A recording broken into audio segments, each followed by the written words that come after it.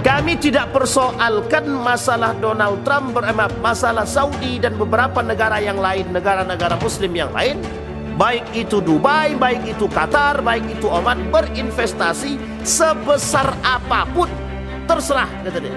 Mau sebesar apapun mereka berinvestasi ke Amerika, silahkan. Pertanyaannya, seberapa besar perhatian mereka dan investasi mereka kepada Palestina? Di tengah kasus-kasus seperti ini muncul kasus yang ketiga, fitnah yang ketiga. Apa fitnah yang ketiga? Yang diharamkan oleh Allah mutlak dalam Al-Quran. Kata Allah, kami haramkan terhadap kalian, anak kalian, ibu kalian, bapak kalian, saudara kalian. Namanya nikah sedarah, zina sedarah. Kata Nabi, kelak tidak akan terjadi hari kiamat. Kejahatan itu menjadi satu kebiasaan. Yang perbuatan-perbuatan yang dulunya kita anggap tabu sekarang menjadi perbuatan biasa. Ada perempuan tanpa busana joget di atas replika Ka'bah misalkan. Ada perempuan-perempuan tidak berbusana tapi terbuka joget di atas panggung yang ada kajiannya. Ada perempuan-perempuan yang joget TikTok dalam acara kajian kiainya. Ada artis-artis yang mohon maaf biduan-biduan tampil dalam acara kajian-kajian. Assalamualaikum warahmatullahi wabarakatuh. Bapak ibu abang kakak adik jamaah dimanapun berada. Man bana masjidan, siapa yang bangun masjid, man Allah mislahu baitan fil jannah. Ma la yudraku kulluh la yutraku kulluh. Kalau belum bisa bangun satu masjid utuh, 1, 2, 3 sak semen batu bata batu kerikil, insya Allah mengalir sampai hari kiamat.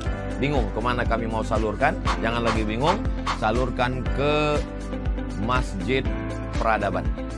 Di nomor rekening Bank Syariah Indonesia BSI, nomornya mudah 33300009097 atas nama FSRMM.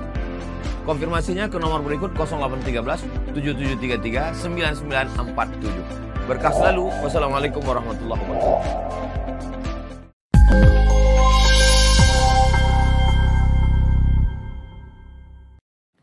Baik Bapak Ibu sekalian yang berbahagia, ada 3 hadis baginda Nabi Muhammad SAW tentang tanda-tanda hari kiamat. Pada hadis yang pertama kata Nabi, dominasi orang-orang pengkhianat di muka bumi ini.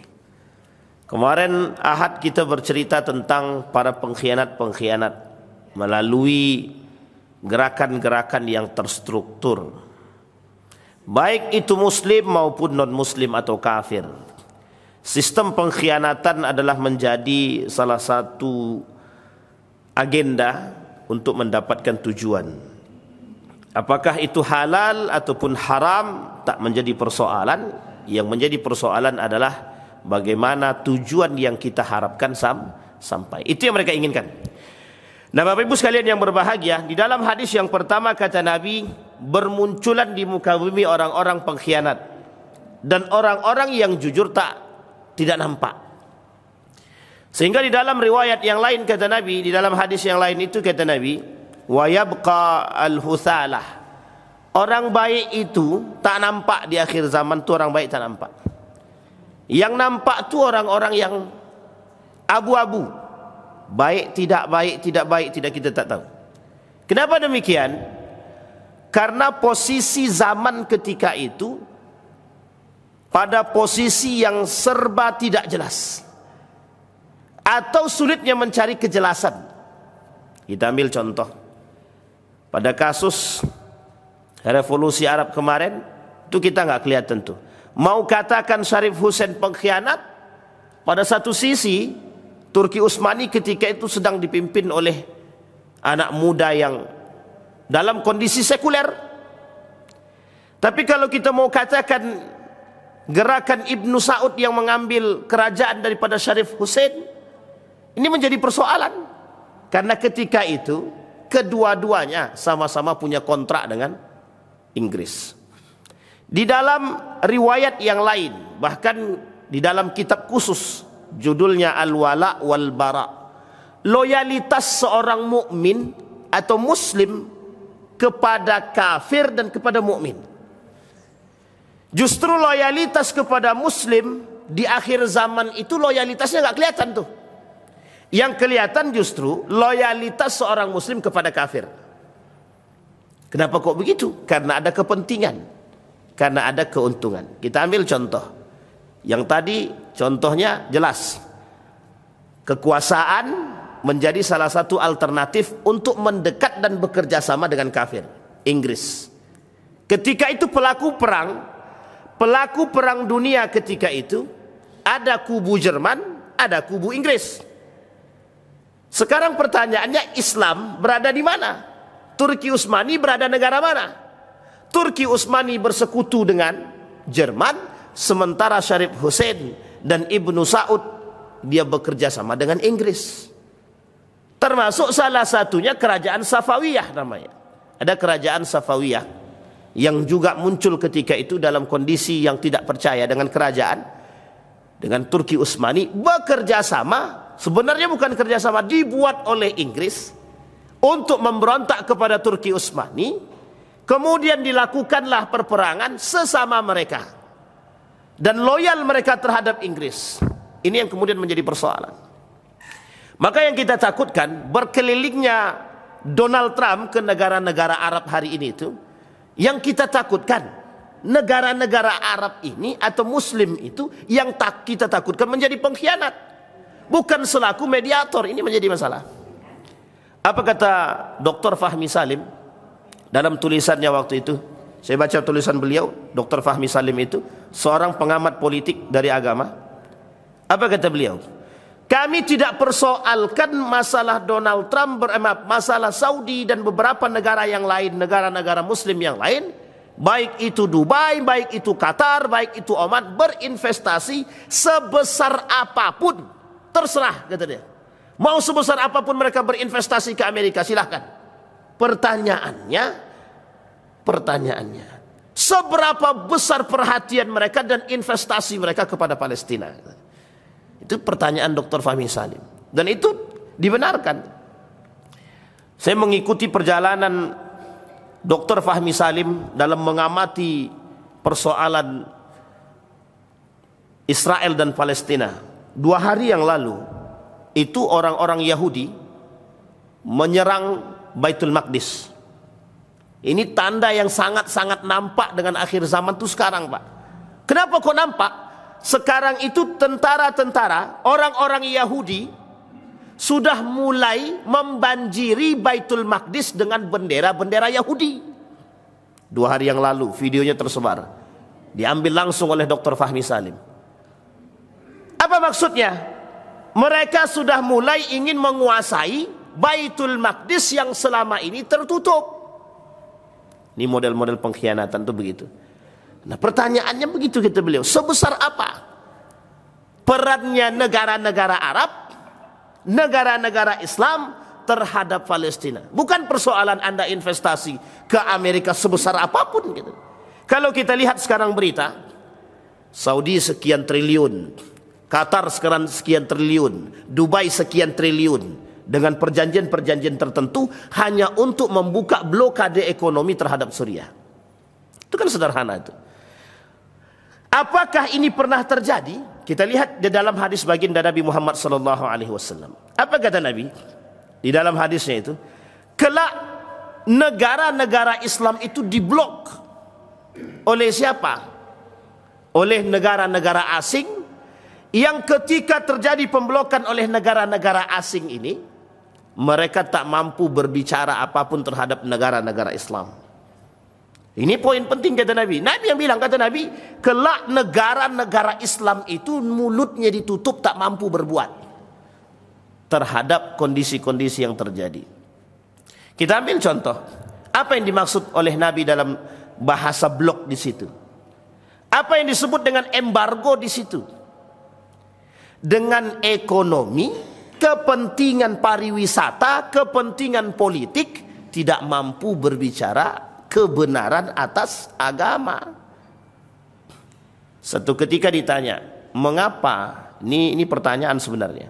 Mengapa di kerajaan Saudi Arabia itu tidak, yang jadi rajanya bukan keturunan baginda Nabi Muhammad SAW. Itu pertanyaan. Kita jawabnya susah. Kemudian kalau kita runut dari sejarah baru nampak. Ketika ada yang bertanya mengapa di Saudi Arabia itu yang rajanya bukan keturunan baginda Nabi Muhammad SAW. Pertanyaan itu kita jawab dengan sejarah. Dalam sejarahnya yang menguasai bukan cucu Nabi. Makanya sampai hari ini mereka akan terus berhati-hati dalam berbicara tentang perkara keluarga Ahlul Bait. Tetapi di sana tetap mendapat, keluarga Ahlul Bait itu tetap mendapat bagian. Artinya yang cucu-cucu Nabi yang jelas secara silsilah itu selalu diberikan per bulan itu ada bantuan untuk kehidupan para keluarga Nabi atau cucu-cucu Nabi. Nah, Bapak Ibu sekalian yang berbahagia, ini poin Pak. Skala globalnya udah kelihatan tuh. Negara-negara Islam tak bisa berbicara apapun. Kenapa? Karena pemegang kendali. Karena sekarang ada dua kemungkinan. Kemungkinan pertama, perang antara Amerika dengan Cina dalam kondisi perang dunia selanjutnya. Dalam prediksi para pengamat politik itu melihat, ini kita dunia Islam di sebelah mana? Kita ini di dunia Islam ini, negara-negara Islam ini, termasuk baik itu kerajaan Saudi Arabia, mau itu Bahrain, mau itu Oman, Qatar, Dubai, mau sebelah mana? Mau masuk ke Cina kah? Atau masuk ke Amerika kah? Jadi perang ini sebenarnya dampak daripada perang dunia itu besar. Termasuk pada masalah agama. Nah, ini poin penting. Sehingga memang kelihatannya tidak ada, seperti tidak ada kaitan, tapi ternyata posisi agama menjadi penentu. Kita lihat ketika Perang Dunia Pertama. Perang Dunia Pertama jelas yang dijadikan salah satu tombaknya adalah Palestina. Perebutan daerah kekuasaan yang ketika itu daerah kekuasaan yang diperebutkan mayoritas umatnya Muslim. Palestina, Yordan, Suriah dan lain sebagainya rata-rata Muslim semua.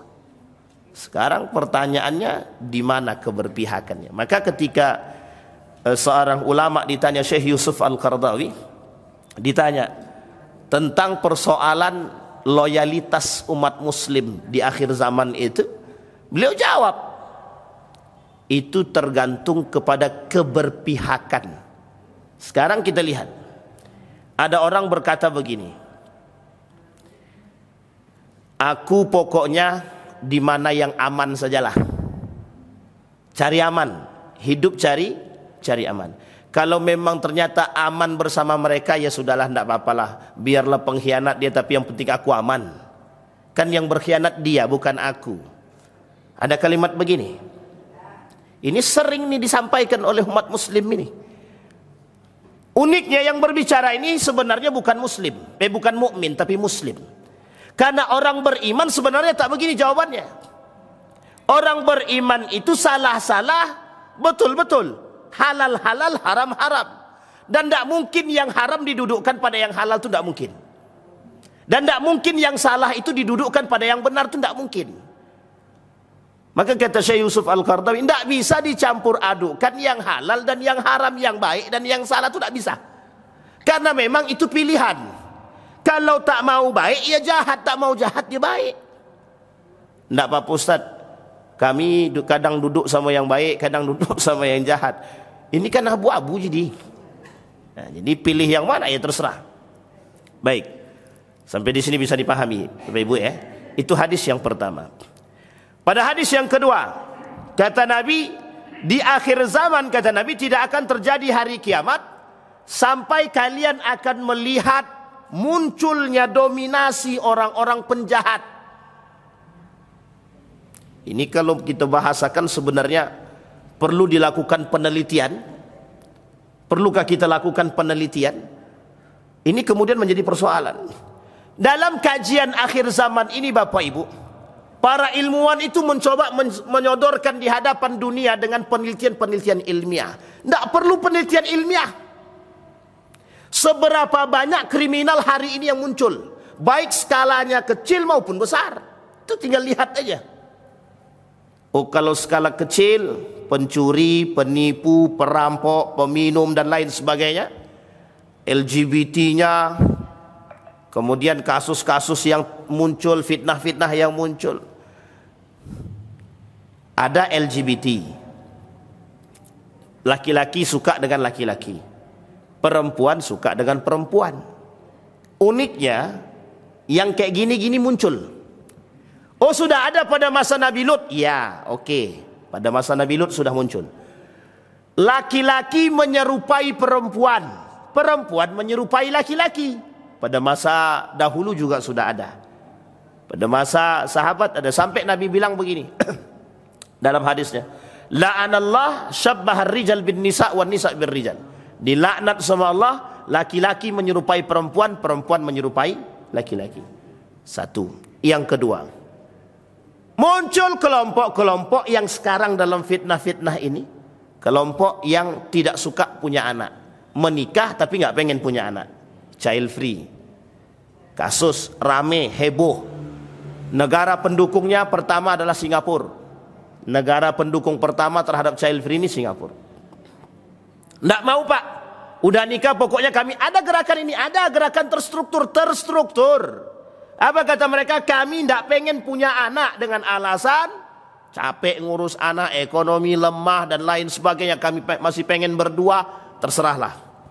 Yang kedua, uniknya di tengah kasus-kasus seperti ini muncul kasus yang ketiga, fitnah yang ketiga.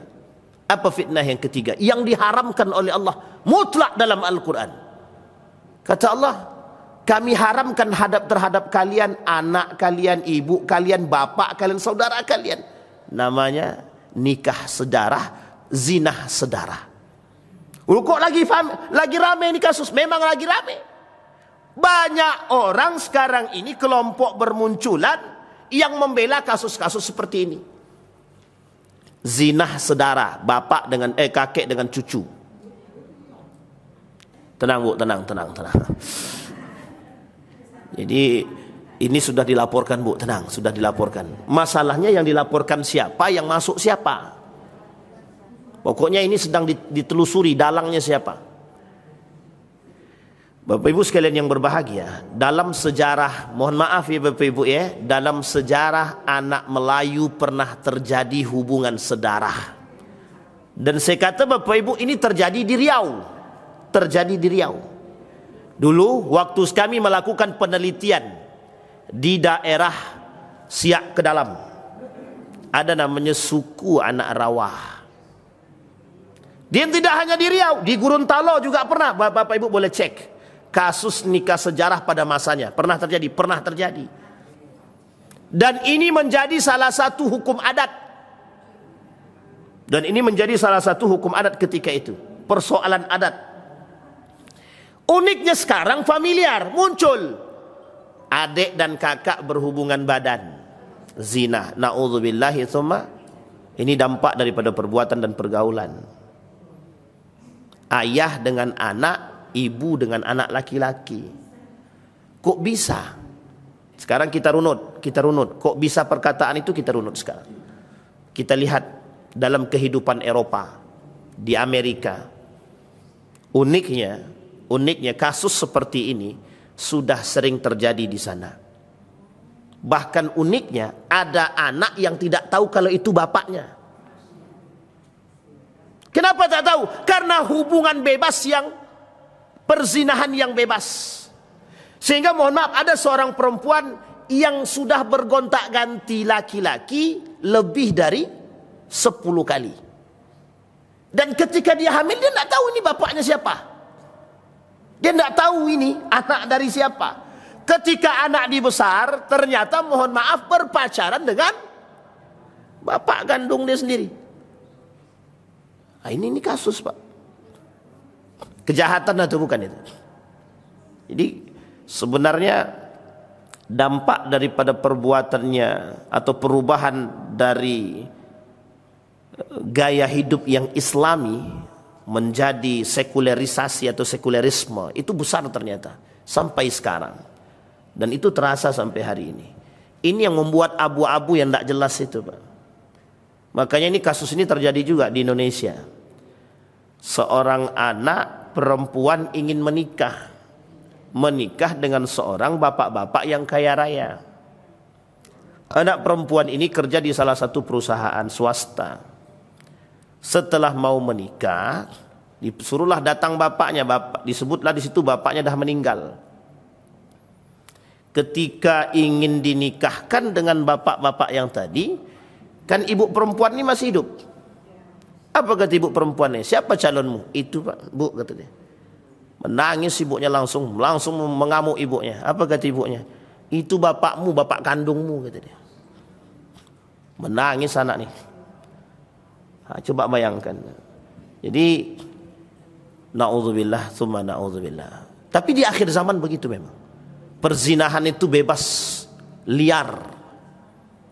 Ini yang harus kita hati-hatikan. Yang pertama. Yang kedua, contoh yang lain, munculnya kejahatan di tengah umat manusia hari ini. Yang kejahatan itu dimanipulasi, ditutupi seolah-olah bukan kejahatan. Makanya Bapak Ibu, kenapa dikatakan oleh Nabi dalam hadisnya, kata Nabi, kelak tidak akan terjadi hari kiamat, kejahatan itu menjadi satu kebiasaan. Perbuatan-perbuatan yang tidak pernah kita lakukan dahulu, yang perbuatan-perbuatan yang dulunya kita anggap tabu, sekarang menjadi perbuatan biasa. Jadi sedikit-sedikit, pokoknya maling, merampok, membunuh, menyenggol, berzina, riba, khamar, biasa. Kenapa? Dibiasakan. Kenapa kok dibiasakan? Tak sanggup mencari kebijakan. Saya tidak tahu Bapak Ibu. Kita berdoa saja bersama. Di jalan yang di dekat pasar bawah itu, sepanjang jalan itu kiri kanan jualan khamar itu. Saya nggak tahu itu. Bagaimana, apakah pemerintah tidak melihat secara zahir kiri kanan para penjual itu? Dan saya tidak tahu itu, Pak. Kalaupun mereka melihat, pertanyaannya sederhana. Kenapa? Kan begitu, Pak, tanda tanya. Mengapa kok mereka memperjualbelikan minuman keras ini kok bebas? Coba bayangkan. Ya mudah-mudahan yang seperti ini bisa diatasi. Baik, itu yang kedua. Sekarang yang ketiga.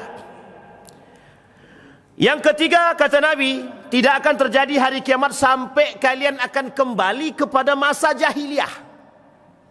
Ini kasus lagi, masa jahiliyah. Sekarang kita lihat kasus masa jahiliyah dimaksud seperti apa. Kasus masa jahiliyah yang dimaksud seperti apa. Disampaikan perempuan-perempuan Daus ini satu kelompok berjoget menampakkan pantat dia di hadapan berhala dia. Ini bahasa dia bahasa kiasan. Maksudnya apa? Nah, sekarang kita coba jadikan satu contoh yang sangat-sangat familiar ketika pada masa itu. Belum lama, baru beberapa waktu yang lalu. Ada perempuan tanpa busana joget di atas replika Ka'bah misalkan. Ada perempuan-perempuan tidak berbusana tapi terbuka joget di atas panggung yang ada kajiannya. Ada perempuan-perempuan yang joget TikTok dalam acara kajian kiainya. Ada artis-artis yang mohon maaf biduan-biduan tampil dalam acara kajian. Ingat, kata Nabi, perkara syubhat ini itu lebih berbahaya ketimbang perkara yang haram. Innal halal bayyinun wal haram bayyinun. Halal jelas, haram jelas. Di tengah-tengah yang halal haram ini yang menjadi masalah, namanya syubhat. Syubhat ini, faman waqa'a fis syubhat waqa'a fil haram, kata Nabi. Yang terjebak dalam kesyubhatan maka terjebak dalam keharaman. Kata Ibnul Qayyim Al-Jauziyah, orang yang pelaku syubhat mayoritas pelaku keharaman itu. Coba Coba bayangkan tuh. Kita tidak jelas tuh Pak. Sekarang pertanyaannya timbul. Ini gaya dakwah kami. Kami berdakwah begini. Jadi pertanyaannya muncul lagi. Beginikah kasus yang dibenarkan oleh agama dalam menyampaikan dakwah dengan menghina, mencaci, memaki, menampilkan biduan, joget dengan diskotik dan lain sebagainya. Dan Nabi sampaikan di akhir zaman memang begitu kata Nabi. Banyak yang melecehkan Al-Quran. Baru-baru ini yang melecehkan baginda Nabi. Dia bilang baginda Nabi Muhammad itu fiktif, tokoh fiktif kata dia. Heboh nih videonya tersebar di mana-mana. Apa kata dia? Nabi Muhammad itu tokoh fiktif di balik layar. Tidak ada cerita orangnya itu. Sampai begitu. Padahal Michael Hart menuliskan dalam kitabnya itu, dalam bukunya jelas 1001 manusia paling berpengaruh di dunia. Nomor 1 baginda dia bilang tokoh fiktif. Nah, ini kan kasus nih.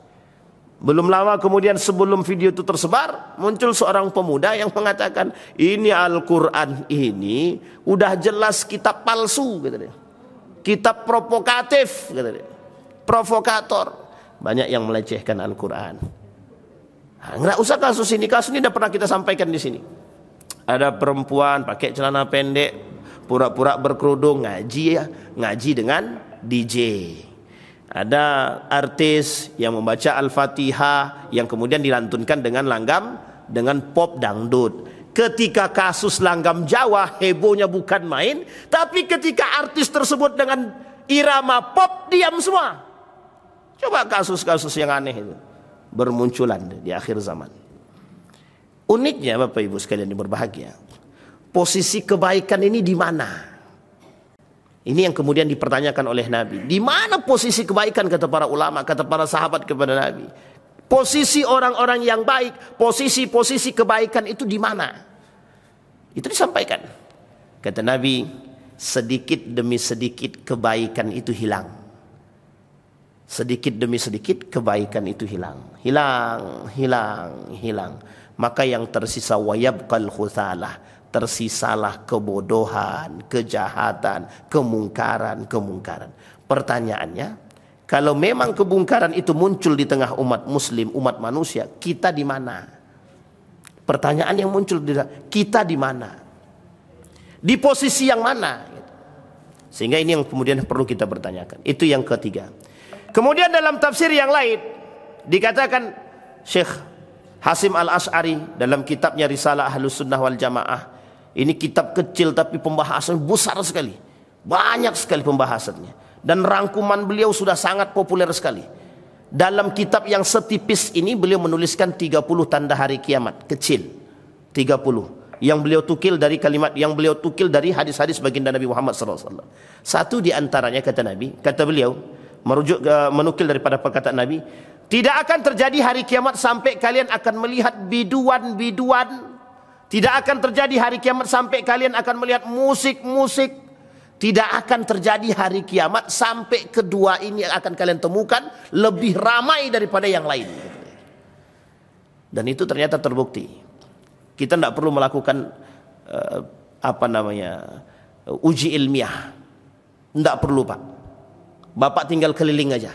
Setiap pernikahan mesti ada dangdutan, musiknya. Pertanyaannya, itu penyanyinya pakainya sempit atau sempit banget?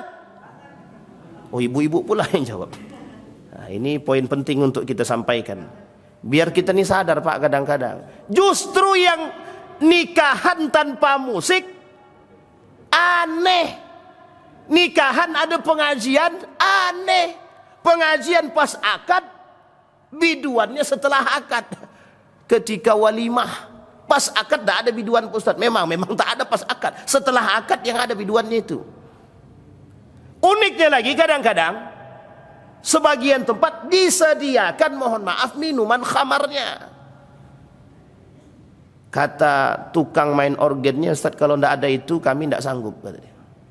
Capek kami. Oh, ternyata ini Pak penyebabnya. Artinya apa? Pertanyaan kita sekarang, kegiatan itu mendatangkan manfaat atau mudarat? Ini yang jawab ibu-ibu nih. Bapak-bapak agak tenang sedikit, aman gitu. Karena yang minta masih banyak ibu-ibu katanya kan. Coba bayangkan. Dan itu kejadian Pak. Dan beginilah keadaan ini. Pertanyaannya adalah apakah perkataan Nabi ini terbukti? Kata Ustaz Adi Hidayat, ini bukan persoalan kapan datang kiamatnya, bukan. Kapan waktu kiamatnya, bukan persoalan waktunya, kata Ustaz Adi Hidayat. Yang menjadi persoalannya hari ini adalah bagaimana sikap kita orang beriman terhadap kasus yang terjadi atau fitnah-fitnah ini gitu. Jadi ini disampaikan. Uniknya Pak, dulu tidak ada kajian begini. Tiba-tiba sekarang muncul Pak. Kenapa? Karena saking dekatnya dengan hari kiamat itu. Tanda-tanda itu nampak begitu saja. Dan uniknya perkataan Nabi terbukti secara kenubuatannya. Ini Nabi yang ngomong semua. Dan terbukti secara nubuat. Terbukti secara nubuat. Maka kata Nabi Muhammad SAW. Kata Nabi, ketika kondisi seperti ini, orang yang berpegang teguh dengan nilai-nilai agama seperti sedang memegang bara api. Ini yang susah Pak. Sekarang kita lihat Pak. Yang kita takutkan itu bukannya bapak ibu sekarang, tapi generasi setelahnya. Coba perhatikan baik-baik. Dalam unsur generasi, dalam dunia pendidikan, berapa banyak persoalan pendidikan yang hari ini digiring kepada sekulerisasi. Berapa banyak pendidikan hari ini yang digiring keluar daripada akhlak. Berapa banyak pendidikan hari ini yang digiring dan mengarah kepada sekulerisasi, pluralisasi, dan lain sebagainya. Seolah-olah agama ini tidak mampu memberikan pendidikan akhlak yang baik. Maka dihadirkan pendidikan-pendidikan yang lain yang lebih mapan dan mampu memberikan pendidikan akhlak. Yang pada hasilnya kita lihat sendiri. Apa dampak daripada pendidikan yang dibangun melalui jalur kurikulum? Apa yang terjadi? Kita justru tidak menghasilkan, mohon maaf, kita justru tidak menghasilkan itu. Dan boleh lakukan penelitian, lakukan. Uji coba kalau tidak percaya. Nah, coba bayangkan. Pada masa Soeharto, cara merusaknya itu dengan membangun image terorisme. Ketika image teroris muncul, semua para kiai pesantren harus dibunuh. Termasuk santri-santri yang ikut andil harus dibunuh. Itu tujuannya apa? Ini bukan tujuannya masalah terorisme saja. Tujuan yang lain adalah pembumihangusan Al-Quran dan Islam. Nilai-nilai Islam ini tidak boleh lagi tampil. Jadi Islamophobia itu memang ada dari dulu sampai sekarang. Dari zaman dulu sampai sekarang, perang dunia pertama, kedua, ketiga, semuanya Islamophobia semua itu. Yang dipecah belah kita. Dengan kondisi yang saat ini kita terima. Dan kita merasakan itu Bapak Ibu sekalian yang berbahagia. Baik. Kemudian dikatakan oleh baginda Nabi Muhammad SAW, manusia akan kembali seperti jahiliyah. Ala inna min asratis sa'ah an tuslal mathna fala yujad man yughayyiruha qila lahu wa ma al mathnat qala mastuktiba min kitabin ghairil Qur'an wa fi riwayatin ukhra ma kutiba siwa kitabillah. Apa kata Nabi?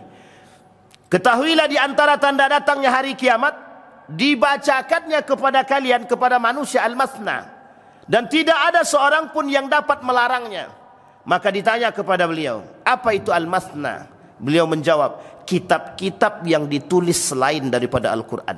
Dalam riwayat yang lain, kitab-kitab yang ditulis selain daripada kitabullah. Ini saya ceritakan satu fakta cerita, karena saya sendiri yang mengalaminya. Satu ketika ada lembaga penelitian, membangun satu penelitian yang ketika itu ada salah seorang penulisnya, guru saya, alumni pesantren. Dalam tulisan itu banyak sekali tentang ayat Al-Quran. Kemudian apa kata lembaga penelitian tadi? Tulisan semacam ini tulisan sampah, katanya. Ngapain kita bahas Al-Quran? Tidak ada gunanya kita bahas Al-Quran itu, katanya. Ini nyata ini Pak. Sekarang Bapak Ibu boleh cek, lebih senang membaca komik atau Al-Quran, kan gitu. Al-Quran bagi ibu-ibu, bagi mayoritas orang komik lebih indah. Makanya pada masanya komik, kemudian buku-buku cerita, majalah itu lebih enak dibaca ketimbang Al-Quran. Padahal di dalam Al-Quran itu cerita tentang apa yang tidak ada. Baik sifatnya yang kita tidak ketahui, Ashabul Kahfi, kita tidak tahu tuh Pak. Kita tidak pernah menyaksikan Ashabul Kahfi, tapi ceritanya ada dalam Al-Quran. Baik cerita Ashabul Ukhdud, kita tidak tahu ceritanya Pak, tapi kita tahu di dalam Al-Quran itu ada. Luqman, siapa yang Luqman ini? Kita tidak tahu. Kita tahunya cerita itu daripada ulama-ulama mufassir Al-Quran, yang tertera ayatnya di dalam Al-Quran. Ya'jud wa Ma'jud, Zulkarnain, cerita seperti ini. Itu ada ceritanya semua. Sampai-sampai tanpa kita sadari, cerita-cerita seperti ini pernah difilmkan oleh siapa? Oleh kaum-kaum di sono, para kelompok-kelompok Eropa itu memfilmkan cerita-cerita yang ada di dalam Al-Quran. Uniknya cerita yang disampaikan sudah digabungkan dengan unsur-unsur yang lain. Kita ambil contoh tentang film Nabi Ilyasa. Contoh film Ali bin Abi Thalib. Contoh film Zulkarnain. Contoh film superhero Robin. Ya, Robin Hood. Coba cerita itu diperlihatkan betul Bapak Ibu. Perhatikan betul. Banyak tokoh-tokoh fiktif di balik cerita-cerita superhero itu yang mohon maaf, itu ada kaitannya dengan keislaman itu. Banyak cerita ini Pak yang dibangun. Nabi Yusuf, cerita Nabi Yusuf yang buat kaum Israel. Cerita Ali bin Abi Thalib yang buat kaum Syiah. Contoh cerita Mukhtar Nameh, kelompok Syiah. Kemudian contoh cerita baginda Nabi Muhammad SAW dalam film Ar-Risalah. Ternyata filmnya dianggap bagus sebagian orang yang tidak mengerti. Ternyata di dalamnya ada unsur pembelokan sejarah. Coba bayangkan. Nah, poin seperti ini Bapak Ibu sekalian yang berbahagia. Dan datang nih kitab-kitab tertentu, buku-buku. Maka manusia hari ini salah satu yang paling jelas di tengah kita, mohon maaf, kita tidak katakan tapi ini fakta. Setiap kita berbicara tentang cerita, kita berbicara tentang buku dan kitab, kita berbicara tentang Al-Quran, orang akan bicara begini, mana bukti ilmiahnya? Mana bukti ilmiahnya? Sudah adakah penelitiannya? Disampaikan kepada kita, sudah adakah bukti ilmi? Pertanyaannya, perlukah Al-Quran dilakukan penelitian? Sudah pernah terjadi? Sudah. Seorang orientalis dari Jerman melakukan penelitian keilmiahan Al-Quran. Apa dia kata? Al-Quran ini tidak ilmiah. Al-Quran tidak ilmiah kata dia. Tapi kemudian 2 tahun kemudian dia datang ke Indonesia, dia katakan kepada guru saya, ternyata Al-Quran itu sangat ilmiah kata dia.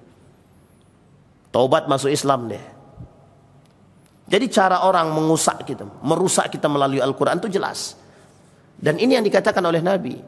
Maka Al-Quran tidak dijadikan rujukan untuk bacaan. Coba bayangkan perhatian kita semua. Umat muslim di akhir zaman memang dijauhkan dari Al-Quran. Pertanyaannya, kalau kita sadar kita dijauhkan dari Al-Quran, harusnya kita ngapain? Kembali kepada Al-Quran. Bukan jauh daripada Al-Quran. Bukan justru ikut-ikutan menjauhkan Al-Quran. Apa kata Nabi? Di dalam riwayat yang lain. Dalam hadis yang lain. La yabqal Quran illa rasmu wa la yabqal Quran. La yabqal Islam illa ismu wa la yabqal Quran illa rasmu. Al-Quran tidak tersisa kecuali tinggal tulisannya. Islam tidak tersisa kecuali tinggal nama. Yang dimaksud adalah hilangnya nilai-nilai keagamaan. Ada seorang ulama, akhir-akhir ini saya melihat daripada ulama-ulama internasional dalam ceramah mereka, itu banyak sekali sekarang yang membahas tentang persoalan ini. Persoalan di mana hari-hari akhir zaman itu mulai tampak. Ada seorang ulama dari Tripoli itu, beliau kata, Di mana umat muslim yang selalu mempertahankan nilai-nilai agama, kata dia. Nggak usah jauh-jauh Ustaz, nggak usah keluar. Sekarang ulama-ulama kita pun sudah mulai mencoba mengkaji hadis-hadis tentang akhir zaman. Apa alasannya? Saking tampaknya kemungkaran dan fakhsya dan kemungkaran itu di hadapan kita hari ini. Apa kata Nabi? Walladzi nafsu Muhammadin biyadihi la taqumus sa'ah hatta yazhar al-fuhsh wal bukhl wa yukhawwinu al-amin wa yu'tamanu al-kha'in wa yahliku al-wu'ul wa yazhar at-tuhud. Faqalu ya Rasulullah wa mal wu'ul wa mat tuhud? Qala al-wu'ul wujuhun nas wa ashrafuhum wa tuhud alladhina kanu tahta aqdamin nasi la yu'lamu bihim. Demi zat dan jiwa Muhammad yang berada dalam genggamannya, hari kiamat tidak akan datang hingga muncul kejahatan dan kebakhilan. Orang-orang yang jujur didustakan, orang khianat dipercaya. Binasanya al-wu'ul dan munculnya at-tuhud. Kemudian mereka berkata, maka para sahabat bertanya kepada Rasulullah, siapakah al-wu'ul dan siapa at-tuhud itu? Ya Rasulullah, beliau menjawab, al-wu'ul adalah para pemuka dan orang-orang terhormat dari kalangan masyarakat. Sedangkan at-tuhud adalah orang-orang yang berada di bawah kaki manusia atau manusia-manusia yang hina, lagi tidak dikenal. Maksudnya apa ini maksudnya? Maksudnya adalah orang beriman terasingkan, orang terhormat berakhlak terasingkan. Yang naik adalah manusia-manusia yang tidak berakhlak. Itu tidak perlu saya sampaikan, Bapak Ibu sudah paham. Yang tidak, mohon maaf, preman bisa jadi terhormat, beriman bisa jadi terhina. Jangan ada yang tersinggung, memang begitu keadaannya. Pelaku maksiat, jelas-jelas koruptornya, bisa jadi direktur. Jelas-jelas kejujurannya, malah nggak punya jabatan. Di mana-mana, semua begitu. Nah, ini kondisi, Pak. Ini yang kondisi yang kita tampung hari ini. Orang beriman tidak lebih mulia hari ini daripada orang yang tidak beriman. Makanya mohon maaf, penghinaan terhadap guru-guru madrasah itu selalu akan terjadi. Kenapa? Menganggap remeh, seolah-olah guru-guru madrasah ini tak berilmu. Guru-guru yang mengajarkan Al-Quran di madrasah, TPA, MDTA, segala macam, tak sebanding dengan mereka yang bergelar profesor. Tapi Bapak Ibu boleh lihat kah? 20.000 protes untuk bayar guru-guru MDTA. Tapi untuk belajar 8 juta, 10 juta untuk kursus bahasa Inggris, mereka berani kocek saku. Ini salah satu strategi dan model untuk menjatuhkan Islam sejatuh-jatuhnya. Membandingkan agama dengan pelajaran yang lain. Mana yang dijatuhkan? Islam. Al-Quran direndahkan. Seolah-olah yang mengajarkan Al-Quran itu rendah. Seolah-olah hari ini orang yang berpatokan, berpegang teguh dengan agama itu rendah serendah-rendahnya. Tapi orang yang tidak, seolah-olah tinggi. Maka mohon maaf Bapak Ibu, satu hal yang ingin saya sampaikan. Clash ini sudah lama sebenarnya. Perang antara timur dan barat itu sudah terjadi lama. Salah satu dampaknya adalah orang yang sekolah di Eropa lebih mulia daripada orang sekolah di Timur Tengah. Begitu bahasanya. Inilah bahasa yang merusak hari ini. Seolah-olah orang yang belajar agama itu lebih hina daripada orang yang tidak belajar agama. Ini poin penting untuk kita sampaikan. Baik Bapak Ibu, ada pertanyaan Bapak Ibu sampai di sini? Ini tenang. Ini kalau kajian akhir zaman ini udah kayak mau dekat kiamat aja, seolah-olah udah mau mati aja. Aman Bapak Ibu? Ibu-ibu aman? Bapak-bapak ada pertanyaan terkait akhir zaman? Nggak ada? Yakin nggak ada yang mau bertanya tentang akhir zaman? Nggak ada. Apa yang mau kami tanyakan? Memang faktanya begitu. Adakah yang harus kita lakukan? Ada. Ini kata baginda Nabi Muhammad SAW. Sebelum kita tutup, kata Nabi, kondisi akhir zaman itu memang sudah carut marut, dah nggak jelas. Maka yang jelas kata Nabi, berpegang teguhlah. Ada dua kemungkinan kata Nabi. Yang pertama, berpegang teguh dengan nilai-nilai agama, tetap pada jamaah. Yang kedua, kalau tak sanggup bersama jamaah, maka beruzlahlah, keluarlah. Keluar maksudnya Pak, mengasingkan diri. Makanya Bapak Ibu sekalian yang berbahagia, ada namanya ulama dari Turki itu, penulis kitab Rasailun Nur, Muhammad Said Nursi. Pada masanya, ketika Turki Utsmani ini sudah dikuasai oleh Kemal Atatürk dan para pengikutnya, kaum-kaum sekuler, itu Islam mulai terasingkan. Islam mulai terasingkan. Beliau itu merasa hidup ini dah tidak aman nih. Itu pernah terjadi. Para ulama-ulama di Turki ketika masa peralihan dari sistem Islam menjadi sekuler itu, sudah mulai dimasuki sistem-sistem sekuler, itu para ulama-ulama yang tak sanggup dengan kondisi itu, mereka mengasingkan diri. Ada yang diasingkan, ada yang mengasingkan diri. Ada yang ke Persia, ada yang ke Mesir, ada yang ke Yordan, ada kemana-mana. Termasuk salah satunya ada ke Nusantara. Dan kenapa? Apa alasannya? Tak sanggup Pak. Ada yang diasingkan, ada yang ke Persia diasingkan. Karena menentang kepada pemerintah dikeluarkan, diasingkan. Ada yang kemudian tak sanggup dengan kondisi tersebut, mereka keluar. Pernah terjadi di negara kita? Pernah Pak. Pernah terjadi. Termasuk salah satunya Buya Hamka. Tak bosan-bosan kita menceritakan Buya Hamka ini.